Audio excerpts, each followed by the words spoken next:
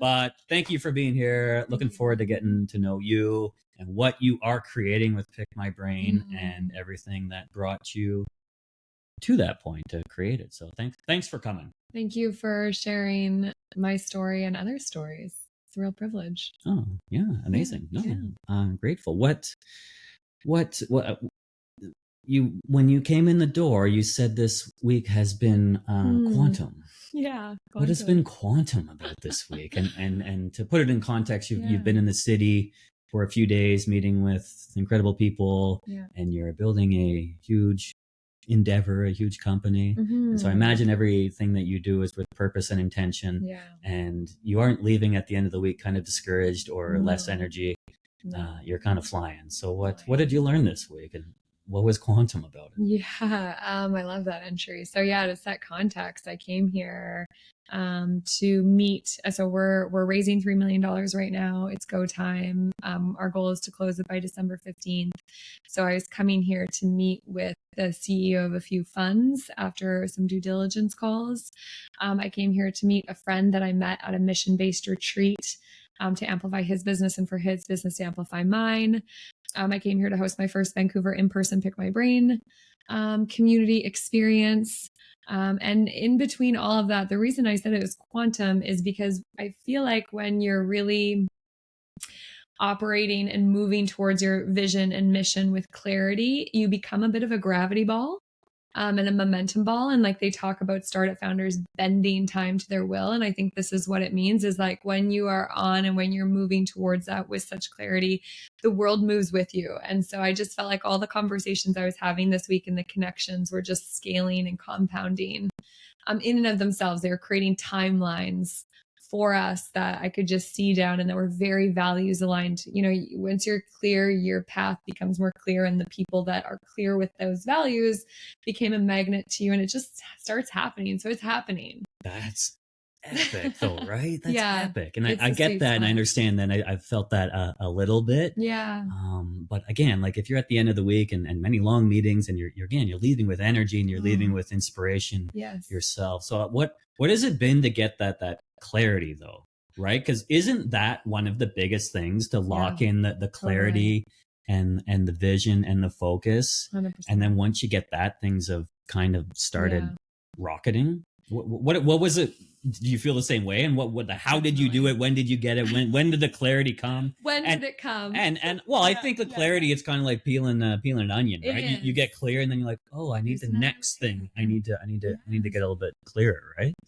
Precisely. And like I was going to say, like clarity is like a never ending process. So you can get clearer and clearer and clearer. And I think like looking back at my journey, so I thought about my startup about 5 years ago. And to think of that idea and that vision as to where I've gotten today, of how to execute that vision, who I want to execute with it. The only way to get there is through it, by doing it and understanding, right? Just like setting up this podcast, you learn which buttons do what, you learn what momentum works, you start to think about who you want on your show, you get clearer and clearer about what the show you want the impact to have. And every interview, you'll learn more. And so every step I took towards this mission or this company, the clarity just kept getting more and more synthesized, because you become a master at your craft. You said you were 17 years in engineering, right? That means someone can come to you, pitch an idea, and you feel pretty comfortable taking your experience and adding value. Same, like, I'm only 5 years in, but I feel like much better at being like, I know exactly how to unlock value for you if you're this person. And it's honestly, I can't wait to see how much clarity I have in the next 5 years. I don't even know how it's going to get more clear. Yeah. I mean, I got more clarity sitting right here doing my meditation this morning, because I had this vision like 5.5 years ago when I was writing the first draft of my book, and a certain scene in my life. And I was doing this kind of experiences where I was hanging out with my future self, and I was on top of this balcony, and it was a certain sort of scene. And for like 5.5 years, I haven't thought about it too much. I think about it every now and then, and it's in my book. Yeah. Good for me. Like, I'm really good at seeding things sometimes. Like, that's really nice there.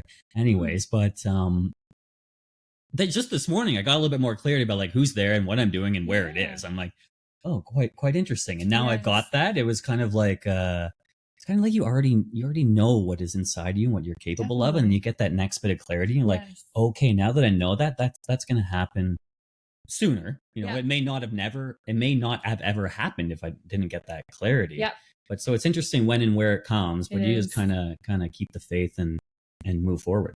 Totally. Mm-hmm. Totally. And like once you start vibrating at that frequency of that future self, I feel like other people can recognize it, and they start to magnetize towards you, and that vision and that timeline becomes more concrete.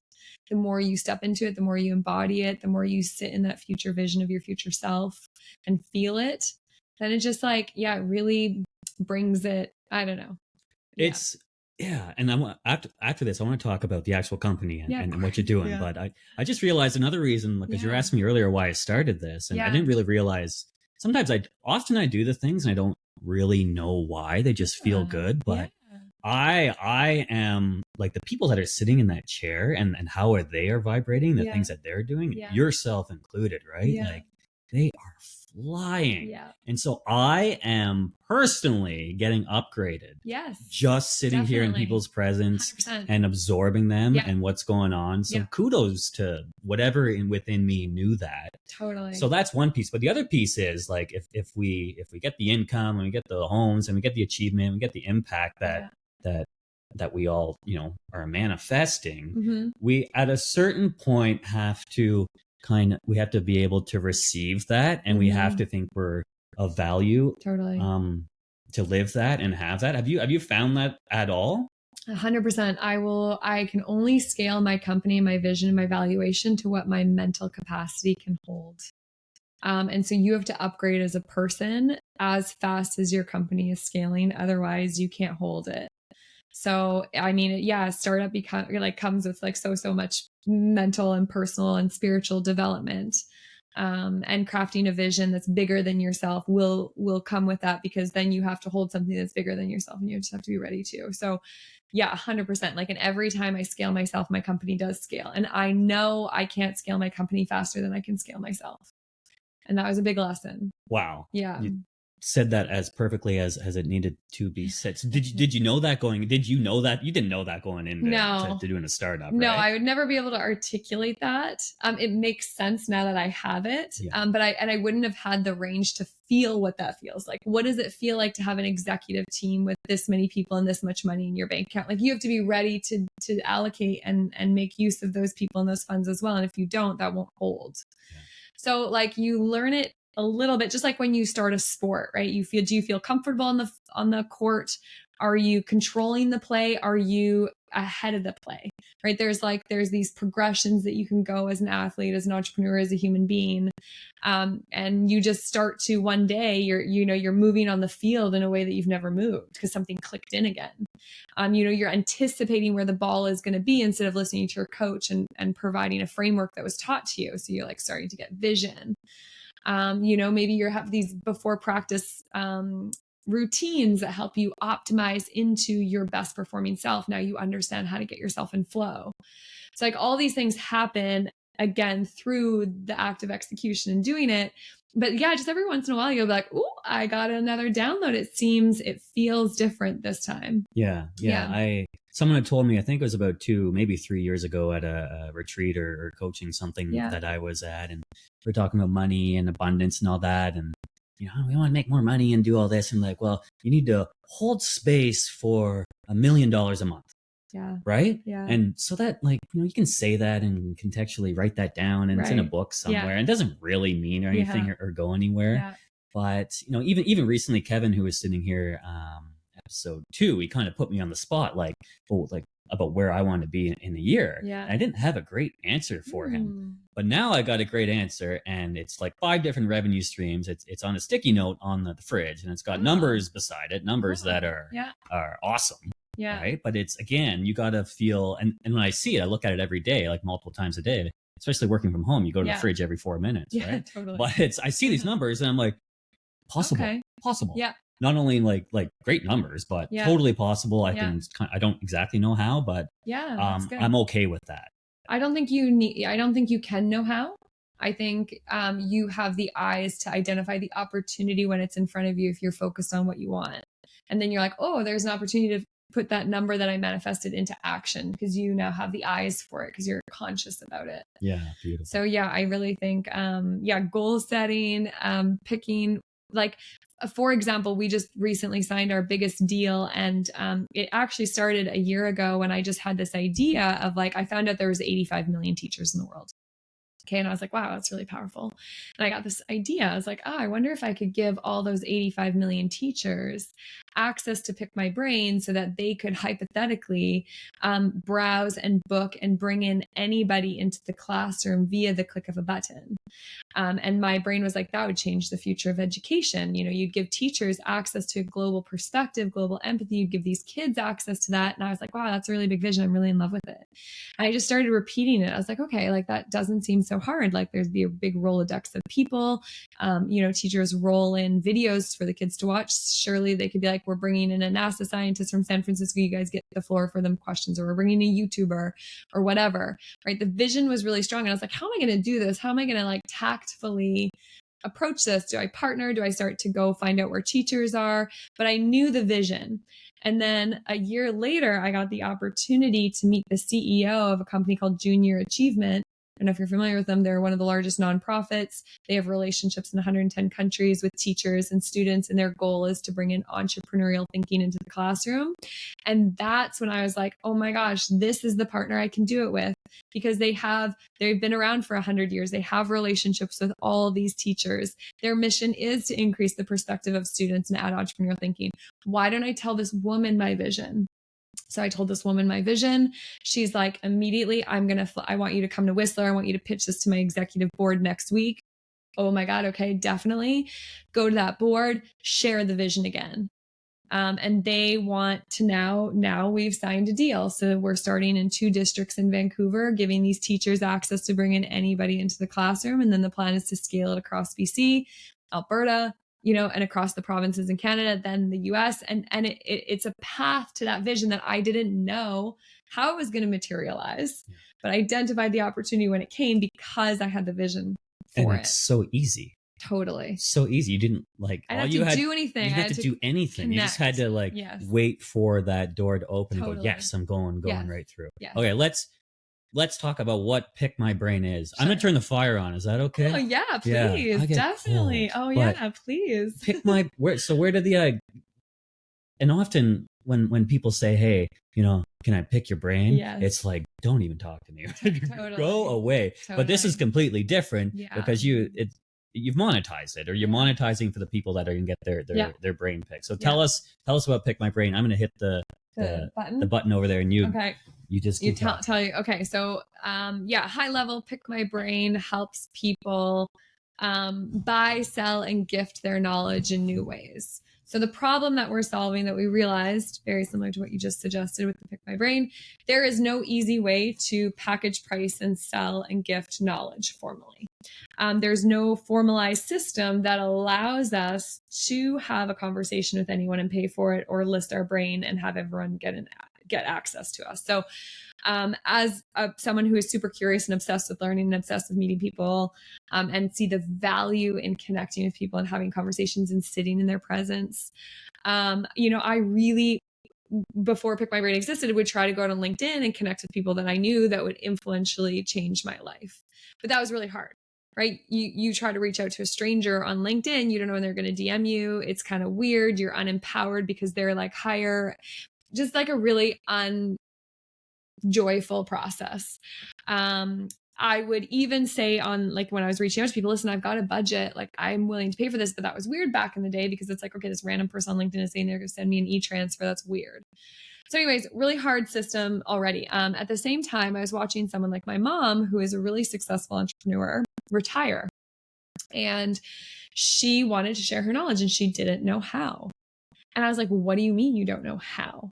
That's really crazy. And I started to think about it. I was like, yeah, she has to build a website. She has to package and price her knowledge. She has to integrate it into a calendar. She has to somehow integrate payments into that. She has to market herself. My mom is of the generation, all of that would be like, no. Right. And it'd be a lot of money and a lot of time later if she hired someone to help her do it. So I was like, wow, this is such a big problem as well. Like, how many other people are retiring in the world and they don't know how to share their knowledge? What is the point of living if you reach mastery and you can't pass down your knowledge? Isn't the purpose of life to be of service?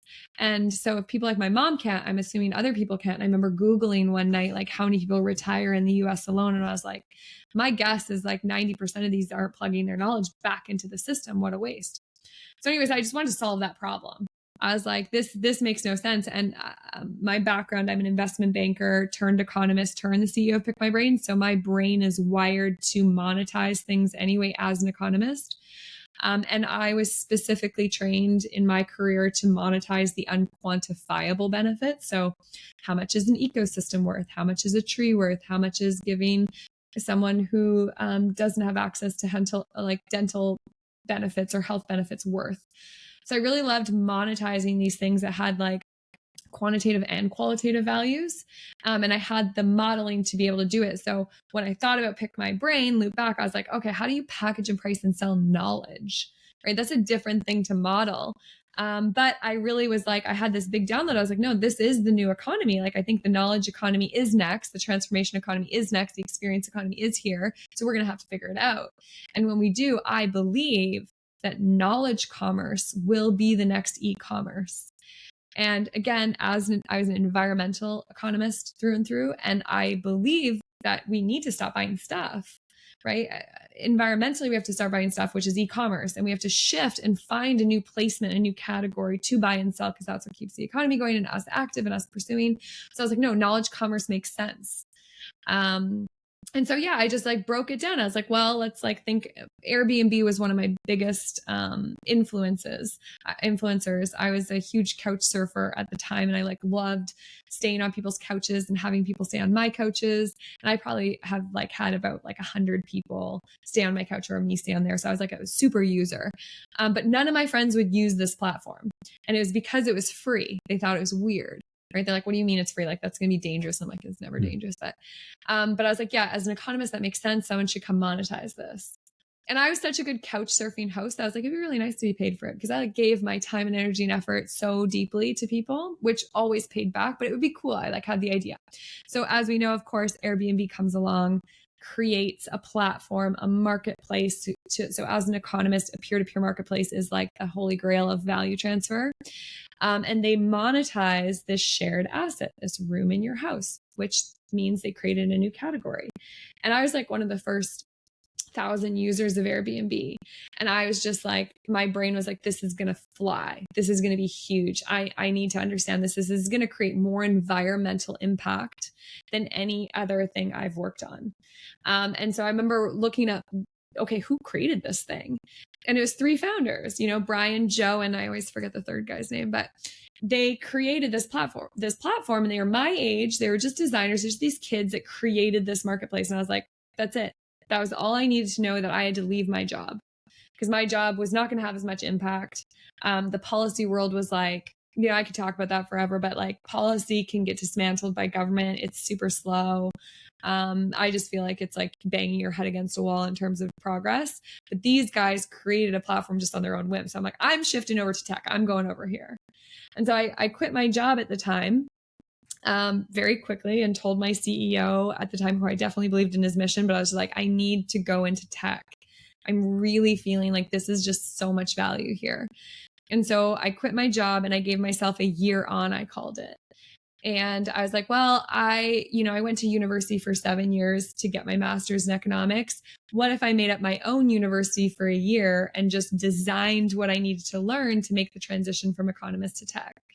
And so that's exactly what I did. I gave myself $30,000, which is what I spent on my master's, a year to play and create and follow my intuition and my like, my hunger, and to really think about how to step into this world. And I did all these sorts of things, like onboard into every marketplace that ever existed, found out where online education was going by playing with like Udemy, Udacity, and all the online courses that were coming out.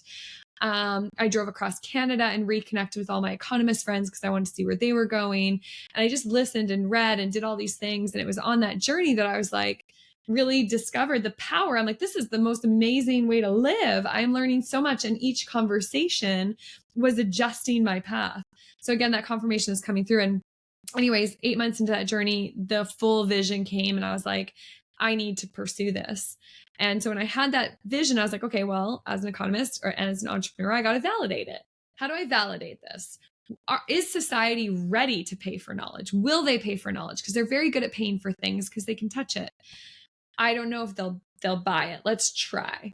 Okay, so full circle. I go back to Airbnb. They had just launched experiences at the time, which is their ability to allow people to become a tour guide. And I wasn't interested in doing an experience. I'm just interested in conversation. I love this. I don't need to go to the Eiffel Tower anymore. I just want to talk about someone from Paris about philosophy or arts, and that's enough for me. So anyways, go on to Airbnb. I list an offer. And the offer was called Hang Out with a Vancouver Startup Founder, and let's talk about the future of work, the future of education, and any idea that you have. And I said, we'll meet at Milano, and it's $50. And I was like, okay, let's see if people will pay to hang out with me. It's like, I had no idea, right? Turns out people want that.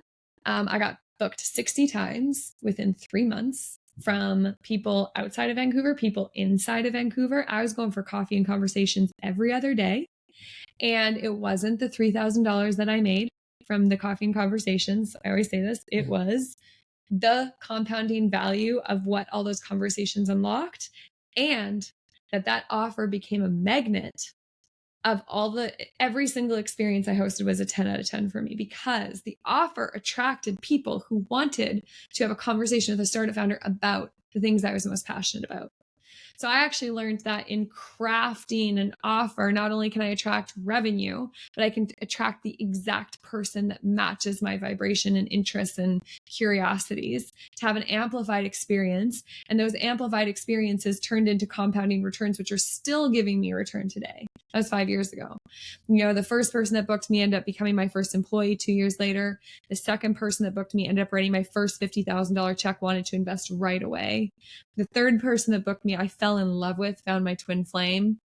And then I had these 57 other bookings that gave me this global network, to the point that the people that were meeting me were inviting me to their wedding and to their house. And I was like, holy, this is so much value.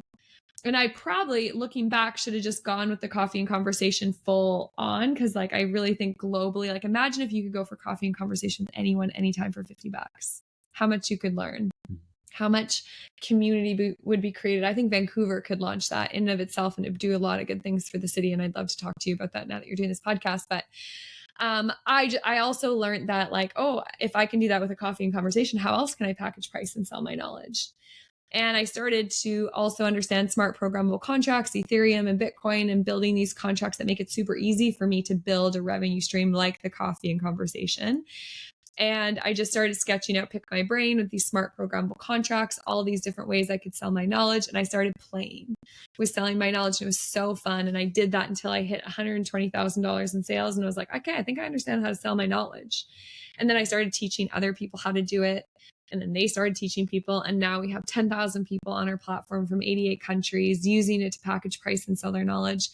And we've now shifted to B2B and building knowledge marketplaces as a service for other people who want to do this for their community. It's just really paved a path. But that's kind of where it started. That is quite epic, right? And it's fun. Yeah, it's fun. But that's kind of a theme, right? The whole time it's been fun. And you said joyful, joyful. This is fun. Feels good. Keep going. Going.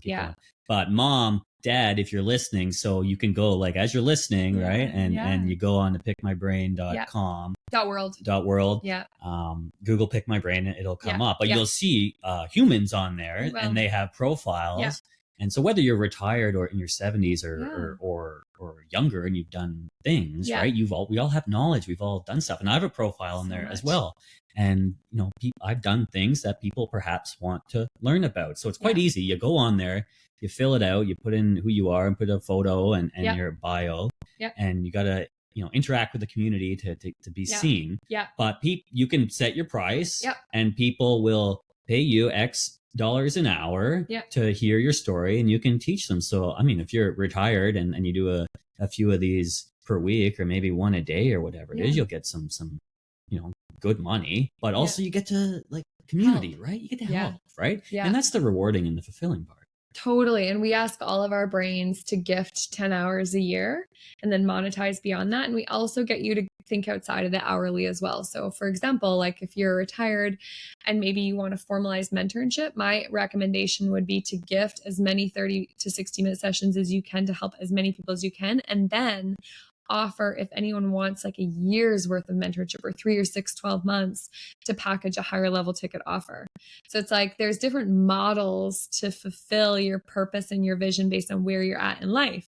Like right now, I need revenue, right? So I come up with revenue streams that support me. If I'm retired, I'm going to gift more and pick a few mentors to work with. But yeah, I think that there's a $1 trillion mentorship economy waiting to be unlocked if we just formalize mentorship a little bit. Yeah. Certain amount of gifting and then charge beyond that for the longer duration, 3, 6, or 12 months. So you can like actually build a transformation. So it's not just a few one-off sessions. I mean, you can absolutely do that, but there's just so many ways to package, price, and gift and sell depending on what you are personally looking to unlock. And Pick My Brain allows that because it's like a plug and play. Like Shopify made it super easy for us to make e-commerce stores, right? To build a Shopify e-commerce store, it's $30 a month. You get everything from the bookings, the website, the invoices, right, all of that stuff that takes so much time and energy away from the creation. Pick My Brain does the same thing. We build you knowledge commerce stores and allow you to package and price, whether it's per hour, whether it's per day, whether it's 3 months, 6 months, or get creative with your own offerings. If someone wants to create a year-long program or something, do you have structure and sort of function in there to sort of guide them? And because it's if someone's going to be a mentor and charge for it for the first time, there's a few belief cycles that need to get worked through, right? How do I do this? Am I good at it? Is what I've been through worth it to someone else? Yes, you can do it all. But do you have steps in there to kind of help people present that and formalize it? Yeah, we do. I mean, the profile really does show you off, like how can you help, why you. But the year-long package is like pretty informal and flexible as well. It's like you get basically 50 hours of that person's time over the course of the year. Whether you want to deliver that through WhatsApp, whether you want to agree to once a week 30-minute calls, whether you want to go to that mentor's house quarterly and do an in-person, that's up to the two parties. We actually want to push intimacy when it comes to mentorship. But like what booking someone as a mentor for a year does, like whether it's $5,000 or $10,000 to book, it gives you access to that person. It gives you the permission to have access to that person over the year. And that gives that person the formality to give you enough time and energy and effort that's not going to like go unused, right? The balance is there. So yes, there's formalness, but there's also informalness because we want these relationships to become more normal. Like again, anyone that's making over $100,000 a year, if I was in that, like right that stage, I'm probably going to allocate $30,000 at least a year to my personal development, my professional development, my spiritual development. I would love the opportunity to book CEOs for a year of mentorship, but it doesn't exist on the market. So I don't even know I can crave it. But imagine there's a marketplace of like the best mentors in the world that I know for $10,000, I could get any of them for a year. I mean, that's nuts. How am I looking at that? How am I up leveling because I have access to that? I don't think that exists right now, and I think it could, and it would benefit the mentor, the mentee, and society. It's like such an acceleration of evolution. So fast. It is a quantum leap when you have someone like that. And we used to do that. We used to have the apprenticeship model, you used to apprentice with someone. So I imagine down the line when this exists, people are like, oh, who are your mentors? And you're like, oh, in 2014, I actually brought on this person, because I was looking to go in this direction. Next year, I'm thinking of going for this person. And yeah, you quantum leap. You can learn anything you want in this world, right? We have enough knowledge and information available. It's the accessibility of that knowledge that is the gap. But yeah, let's say I want to get really good at, I don't know, exercising my creativity and intuition. There are people that if I hung out with for a year and that workshop me with that and they have a passion towards that, I'd get that card. I just hired someone to help me with B2B sales. That's super new for me. So I've got a B2B sales coach for a year helping me craft these deals and think bigger so I can do it, very well instead of figuring it out myself. So it's just like, yeah, can we really support ourselves? Like it's so easy to become an Uber driver, but why isn't it as easy to become a formal paid mentor? And you talk to Uber drivers, why are they Uber drivers? Why do they love it? Because they love to meet people. It's flexible and it is a little bit of compensation. And it has created this entire industry. And I'm like, wow, what if we created that industry and it became as big as Uber, but for mentorship? And it just became normal. Like when you have 17 years experience, you should be mentoring at a certain percentage and you should compensate for it because you're like on your way to be at the top. So you got to pass it back down. But it only really works if there's some incentivization there and people aren't burning out on giving too much. Exactly. And that's the challenge that you've solved with Michael. Come to Wicked Cafe down the street and let me pick your brain. I'd love to. Yes, I will. I do. I do. Yeah. But if and this is I've like coaching and mentorship has changed my life, and I imagine for you as well. Yeah. But if I go meet someone for coffee, and I give them an hour of everything I got, totally. They may or may not do anything with it. If they pay $250 or $500, they're going to do something with it, right? They're going to show up. And I love how you said, like, if you're making $100K, you know, and I mean, let's be clear, like this conversation and this podcast are for people that want to like do shit in life. Yeah. Right? There's the watch the Netflix and do jack all and you know, kind of slug through life, like that's on the next channel, right? That's not really here, right? Yeah. But it's a relatively easy equation, right? How you allocate your time, and it does take energy. So I mean, watch Netflix and rest and sleep and do all that as well. But if you got an hour here, an hour a day, and you compound that and you choose mentors to learn from. But I love how you said, you know, if you're making 100K, allocate 30K or 20K or 10K or at least 5K, like hire people, spend money to grow personally. Yes. And then it solves, and this solved for me in the past, that angst. Yes. The angst. Definitely. Like I want to do more. I have more in me. I don't know how. But once you become coachable, and once you kind of let down that barrier, and once you become a little bit more humble and open to receive and learn, then it's like you become invincible. Totally. And you just have to, go, if you haven't done it, buy it and feel it. You got to feel the difference. It's like same thing, you know, you can do a yoga class by yourself in your living room, or you can go to a class and be led, and go deeper into the poses and pick up on the energy of the crowd and your teacher. You know, and both are totally acceptable, but like how fast do you want to grow? People can get you there way faster. And it is remarkable how much, if I picked your brain for an hour on a specific thing, like it's crazy how fast and how condensed your knowledge is and synthesized it is and how pure it is when you pass it over. An hour is an incredible amount of time with someone if you're focused. Mm-hmm. But I think society just needs to get like super obsessed with spending knowledge, increasing their consciousness, their capabilities, right? We got to turn into that learner economy on the demand side. We have to demand knowledge. And I find like the university system gets you to this point and then it just drops you and leaves you. And you're like, how do I keep evolving? You know, where do I go evolve personally, professionally, and spiritually for the rest of my days? And I feel like that process is not formalized, and it should, because we all need to keep learning. I mean, for the first time in history, technology has now surpassed people's ability to keep up with ChatGPT and AI. So they say that the only way for us humans to keep up with it is you have to collaborate. Right. I just hired a ChatGPT coach. I know how to use ChatGPT, but I found a ChatGPT coach on Pick My Brain. I was like deepen my knowledge about this tech that is already changing my life. Like I want to just see how much you know. So I'll go drop $250 and go down another portal and have a deeper understanding of how I can use this text in my life instead of trying to fidget with myself and find it.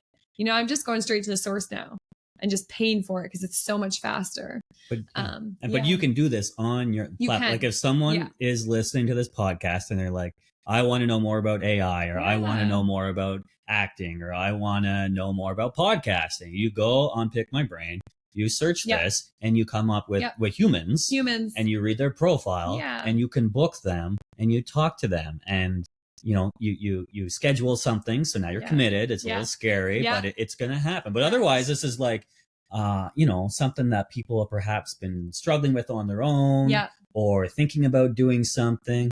Like take the action and book something, and then this $250 worth an hour with someone, or whatever it is gonna you know, compress your learning and your understanding and get you in the game. But it's exactly what you said.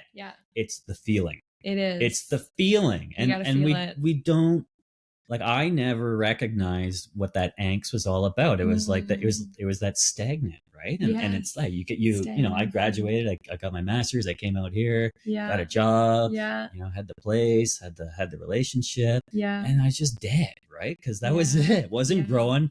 Filling my time doing all the sports and stuff on the weekend, and just doing the weekend warrior.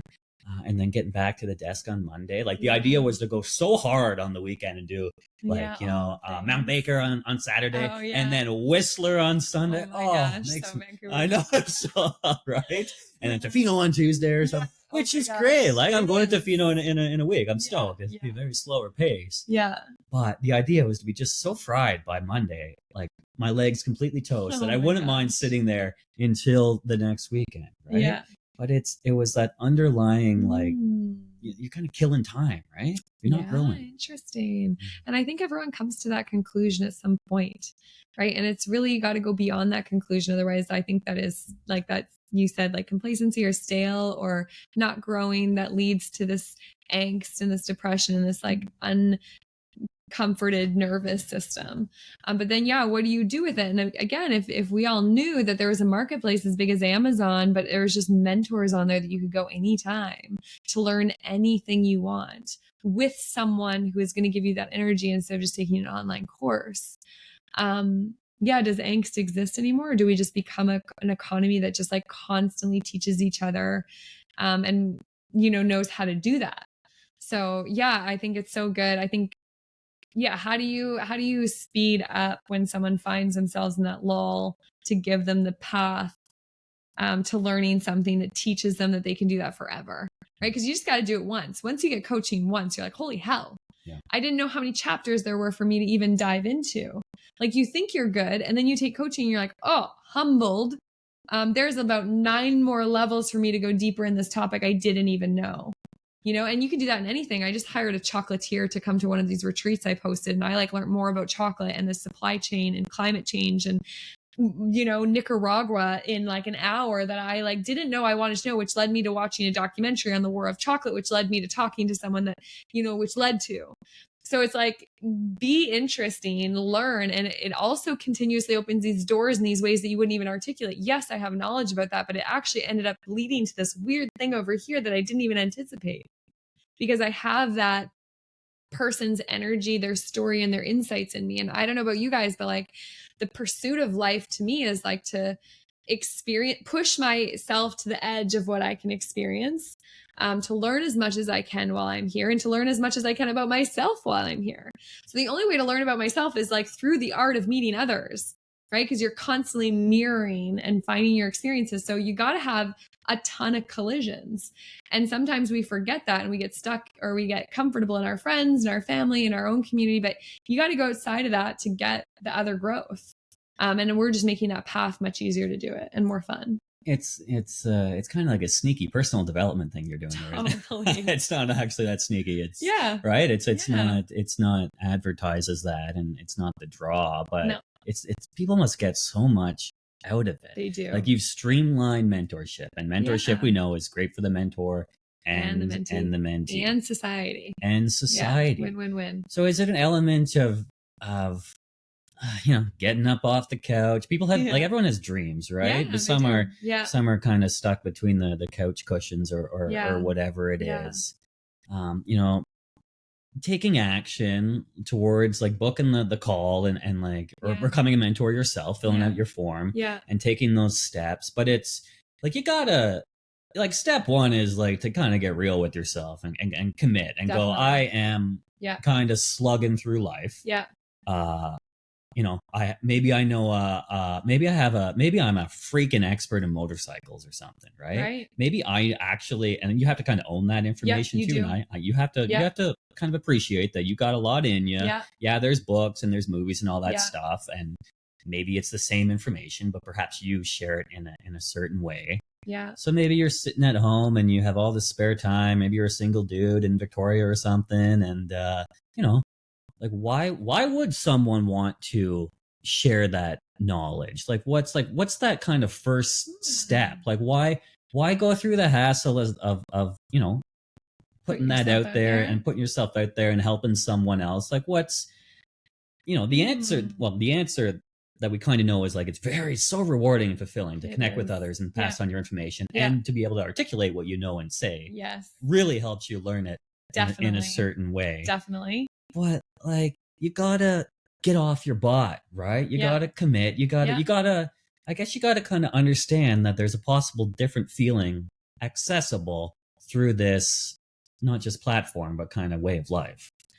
Totally. And I think, again, it comes down to feeling. When you help someone and you get that feeling, that flood, I really think it's innate to human beings to want to help, to be of service. It is baked into us to be of service to others. I really do think that.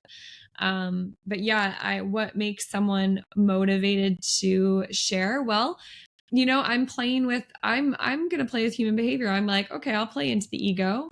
I will play into quantification and gamification and future of work, education, etc., and suggest to that person, like, why not challenge yourself to help 100 people before you die?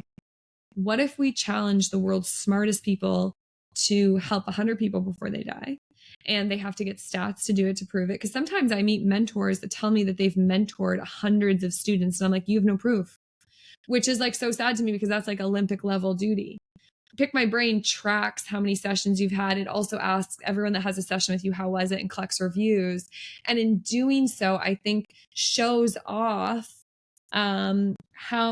starts a game of how many people have you helped? How many people have you talked to? I've recognized in my own doing that the number of people you've had conversation with is in direct correlation to how deep you can go, and how much perspective you have, and how much empathy you have. So I actually want to challenge the world's people to be like, this is going to be another indicator. It's not just how many followers you have, but how many people have you had a conversation with? And if you've had a conversation with thousands of people, I am recognizing your value, because you could connect me to thousands of people. You know that many people. And it allows you to actually start ideating at a faster rate and putting different ideas together, right? This cross-pollination. Society has been so good at creating these silos. But I think the next economy is like integrating art and science and math and finance into one. And the only way to do that is if you have conversation with people from different industries, which is typically very hard for people to do. How do I, as a finance economist, go have a conversation with someone who is really into intuition? They're not in my circle. They're not even on my feed, right? Because the algorithm only supports who I am, not who I want to become, which is a problem with algorithms, right? So how do I get into that world? Super challenging. Another thing, we know diversity and inclusion is so important. It's like, we talk about it all the time, but how difficult is it actually for me to have a conversation with someone outside my country and culture? Very difficult and very scary, based on like the politicalness of like me asking someone for their knowledge. I don't even know if I can, right? I want to learn more about Indigenous elders. That's a slippery slope. Where do I go do that? Even though I have intent to do it and BC wants us to do it, right? This is a great thing for us to do. The path is still not clear to allow myself to better understand their perspective and other people's perspectives. Same thing with generation. Where do I go to have a conversation with someone who's 80 years old? I don't have grandparents. Where do I go get that touch in? Nowhere. Society does not help me have that conversation, even though that conversation is so valuable. So yeah, we just have to make it easier. And then same thing on the giving side. How do I let people know that I'm even open? Nobody knows unless they know me. But what about outside my circle? So our most influential and most booked brains are the ones that are going on their LinkedIn and actively being like, I am open and available to helping you. Every week, one of our brains, Valdez, I always quote him. He's done like 300 bookings in like 6 months. And it's because he goes on LinkedIn every week, and he struggled with mental health when he was building his startup, because building a startup is mentally health. It's a very hard thing, right? But so he like reached that point where he was not so great in his mental health. And now he goes on LinkedIn and says, if there is any startup founder out there that needs to talk about mental health, that wants to have a conversation with me, I am open, available. You can book me on this link. And he shares his Pick My Brain link, and hundreds of entrepreneurs take him up on it. And all he's doing is just constantly communicating that message. And that message is reaching different countries, different backgrounds. And you go onto his profile and you read these reviews of these people who are like, thank you so much for talking to me about this. You fundamentally altered how I think about this forever. I don't know a better return than doing that. So the more Valdez does that and gets those reviews, the more he's motivated to share more. And it just becomes this incredible feedback loop. And I think the more people I can get to feel that, right, they'll just keep learning. Valdez will just keep giving his knowledge till the end of time. And Pick My Brain will keep rewarding him. I mean, like, this is someone who gave his time to 100 people. This is someone who gave his time to 1,000 people. That is what I want people to chase, right? That's the leadership board to me. That's impressive. So yeah, I think it's like this, it's a two-way street, but it's like this. What a sexy thing to put on a dating profile. Right? I mean, I've helped 1,000 people compared to the guy over here. Like, I got 1,000 pairs of shoes. I got 1,000 pairs of shoes. I don't want to talk to you, man. What do you know about shoes? I want to talk to this, right? Guy or girl over here. Who helped as a girl? Oh my gosh. Right? As a woman, I'm like, I don't care about your car. Yeah. You give a shit about your car. Show me. You help people? Yeah, you've talked to 1,000 different people around the world, and these people are your screaming fans, right? And they will go to bat for you, right? And then our conversations, I mean, there's just endless conversation there. Totally. I never even thought about from dating. I love that. And, well, who's going to be more interesting? The shoe guy or the guy who's talked to 1,000 people? Always the person who's talked. We got to make interesting, yes, sexier than, like, it's easy to buy shit. It is. It's easy. It doesn't, you make some money and waste it, whatever, right? Totally. But we gotta make interesting whole conversation, ideas. Totally. Like, that's fucking sexy, right? So then I challenge the world. We're going to do this in 2024. We're launching a program called Meet the World's People. Okay. It's a subscription. Are you familiar with Audible? Yes. Okay. So I love Audible. I've loved their business model ever since I've been an Audible user for like 8 years. Right. So for those that don't know, you pay $15 a month, you get a credit. You can use that credit to download any book and your credits can accumulate. We're doing the same thing because we want to motivate people to have conversations. So it's called Meet the World's People. It'll be $15 a month. You'll get a credit in your account, and except instead of using that credit on a book, you can use that credit to have a conversation with anyone on our database. And we will present you every week with people that you can use that credit from that are so diverse. Like, for example, like I used one of my credits to book a woman that I would never be able to articulate I wanted this knowledge either, but she popped up on Pick My Brain and her headline was, "Ask me about the Egyptian Revolution. I lived through it." And she was like my age. And you're like, yes, like, why not do that instead of watching a movie, right, for half an hour on a Thursday? And this conversation shifted my perspective, okay? Because I had this woman who is my age, who grew up in Egypt, okay? We're the same age, but we grew up in very different parts of the world with very different governments. And then I learned all about Egypt's revolution, and I was interested in this conversation because Iran is going through a revolution, Palestine and Gaza is going through a revolution. I wanted to hear it from someone who had gone through it, so that got to play into relevancy of what's happening globally. I got to hear how hard it was because her parents had a different belief set than her.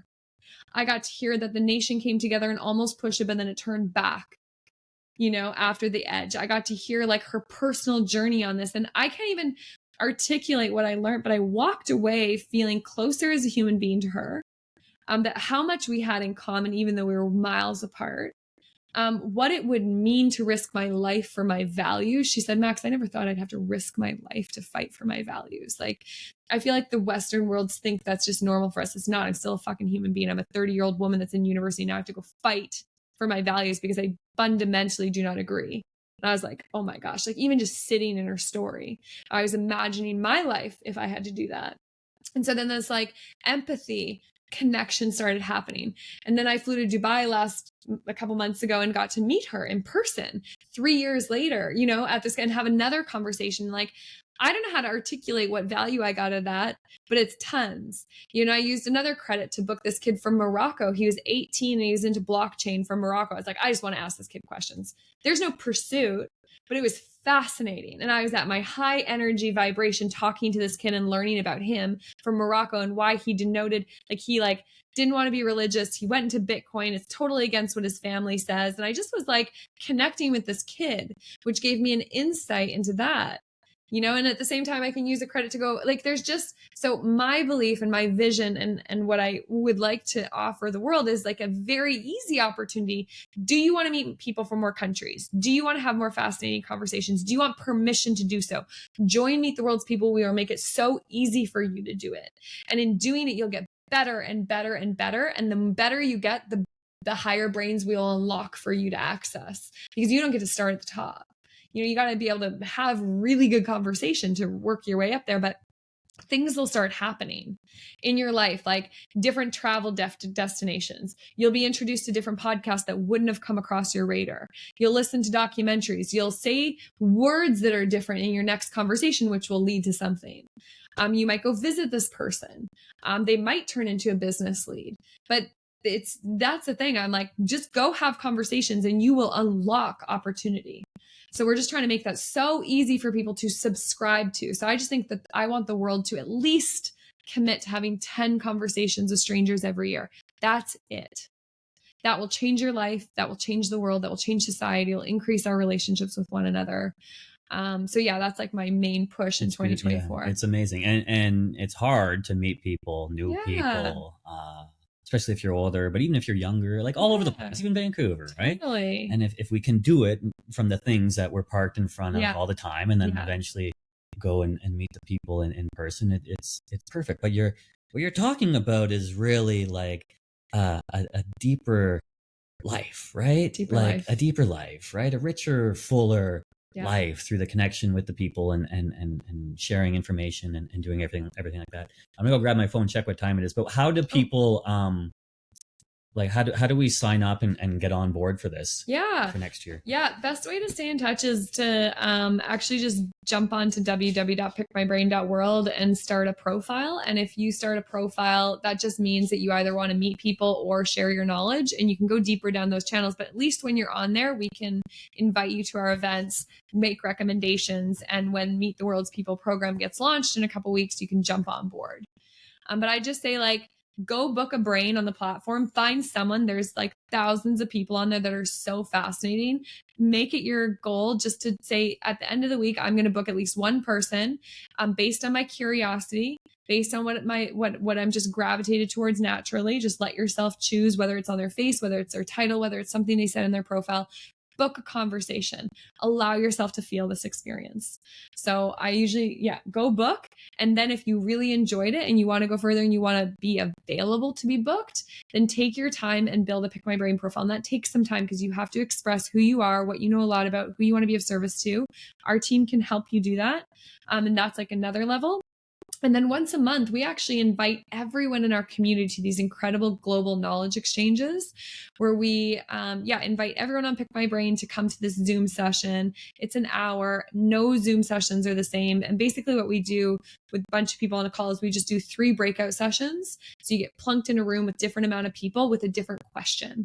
And we ask some wide variety of questions. So it just allows you to like play.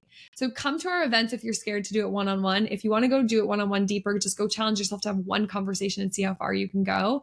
And then just keep going. And I really do recommend signing up for Meet the World's People if you want to take and commit to meeting 10 people this year and being part of that conversation. You gotta come back because I gotta talk about the journey, right? We're gonna talk about all the fears and becoming starting the startup and everything that goes with that, but also what you touched on before, like becoming the person that kind of matches the value that you want to bring over and over, because there's a lot in there, right? I know there's some layers to peel. Some bathroom floor moments too. Oh, all right. Are there, and do those still go on, right? Oh, yeah, definitely. Anytime you're like pushing the edge, you're pushing the edge. But you know what? I actually love that idea. I actually wish podcasts had more series. So like you start chapter 1 with a guest and then you get to go see chapter 2 and 3, because we're going to keep growing. You're going to keep growing. It'd be super nice to check in at a regular time interval, whether it's a year or 4 months or whatever it is. Like I like to watch series of people. Same thing with mentorship. I don't like just do one session. Like, let me do a few so I can dive in, because you have 100 chapters, I have 100 chapters, and through more conversations, we'll be able to dig into those chapters.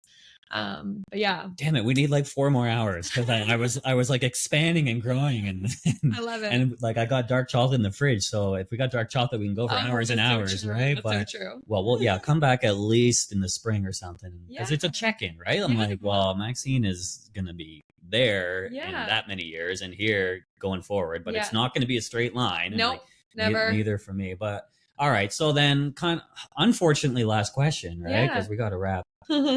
Maybe a couple more. I think we can sneak in there. Sure. But, like, how do you know how big this can be, and how do you like and how do you kind of know it's good and know it works, and you got some things to work out, and you're building a system and all that stuff, but you must have an idea of how big this can be.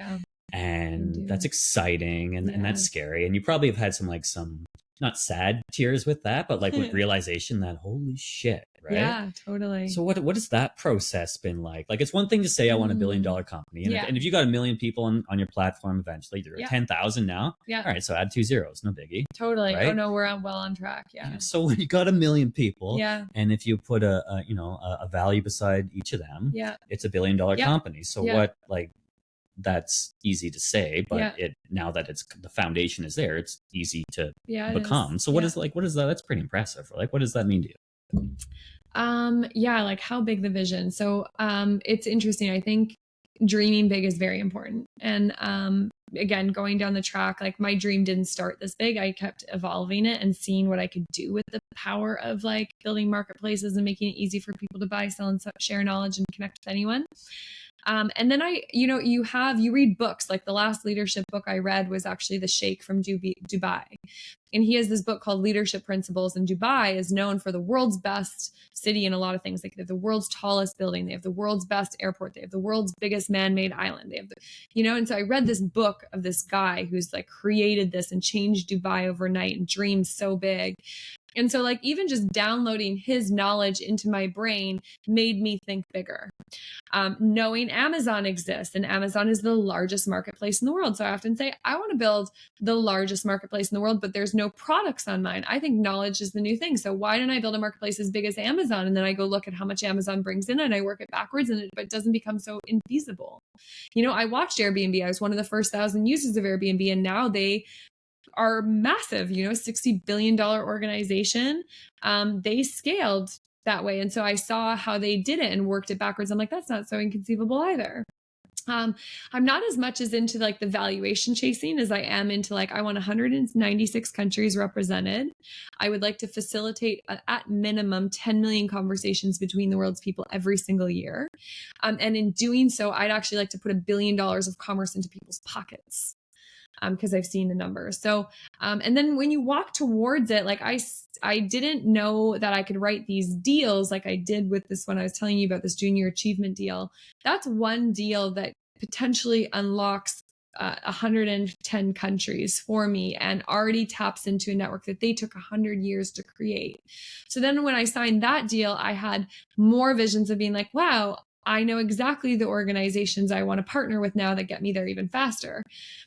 So I don't know. It's like I one of the services I offered on Pick My Brain when I got back from a trip from New York, I was like, people don't dream enough. And this is a problem. If you don't dream enough, you can't strive. And I was like, okay, people go to therapy a lot and talk about their past, but there's no like dreaming station where you can think about the future. So I actually unlocked an offer. I got back from New York and I was like, okay, friends and family and community, I've got a new offer. It's called Dream Out Loud Call. It's $100. Jump on the phone with me and I am just going to push you to dream, and I'm going to write out your dream for you. I'm going to pull it out of you. I was like, I wonder if people want this, right? This is my test. Again, 10 people booked it, immediately sold it out. And I had people paying me to call me to tell them about their dreams. And I realized that I can help people dream, and that when I do help people dream, they can go towards something and they put their sticky note on their fridge and chip away at it. So I actually think like you have to practice dreaming. Not everyone has it, and it is an exercise and it is a muscle. And, you climb one mountain that's really high, then you have the dream to climb another one because you did it. So it's like, I don't know where in society that gives us the space to dream. Like, had I not given myself a year on after I quit my job, I wouldn't have had the space to create Pick My Brain. So we actually have to build space too, to let ideas be birthed and come through. So yeah, I love to create the condition for people to dream more. I think we all need to do it more. And it's just a practice. It's just like meditation. You got to get good at dreaming big. Yeah, I think it's, and I talked about this in a recent talk and about creativity. You have to have the space. If you're trying to create a new life and solve new problems, you got to create empty space, yes. Whether that is meditation or whether it's walking or in the shower on a run or like once a quarter with your team, like booking off half the day or whatever. Like you can't jam more stuff in. You gotta create some empty space and do the right things to, kind of facilitate those ideas or sit. And then part of that is sitting down with other people that think differently than you. Totally. But I just love not necessarily the $1 billion for yourself, but the $1 billion back into the economy. Yes. And again, that goes back to like what we were talking about when you came in the door, and kind of why I started this, and how I want to live in that place over there. And I gotta just mention this place on Beach Avenue in every episode. It comes up all the time. I think it's actually $8.888 million. It's so nice. Oh, it's really. What does 888 mean? I don't know. It means I should live there. It's gonna be great. But the idea is it's not like, well, that's crazy, it's an expensive place, not possible. No, right? Think of different ways to generate that money and bring that value into the world. But this is so empowering for people at home. Like if you want to buy the $1,500 Arc'teryx coat, which is a great coat probably, sure, but figure out how to make the $1,500. Totally. But make an offer on your site. And get out there and hustle. You got $1,500 tomorrow. Totally.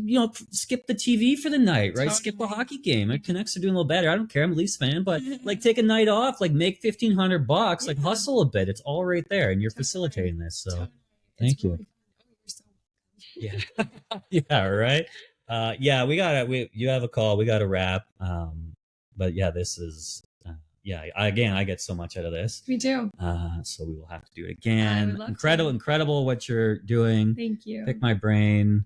People visit it, follow you. Where else can people track you down? I love Instagram. I'm a big Instagram story. What's your Instagram? It is pickmybrain_CEO. Yeah. Got a brand all the time. And then LinkedIn is my other platform of choice. Maxine Cunningham. Yep.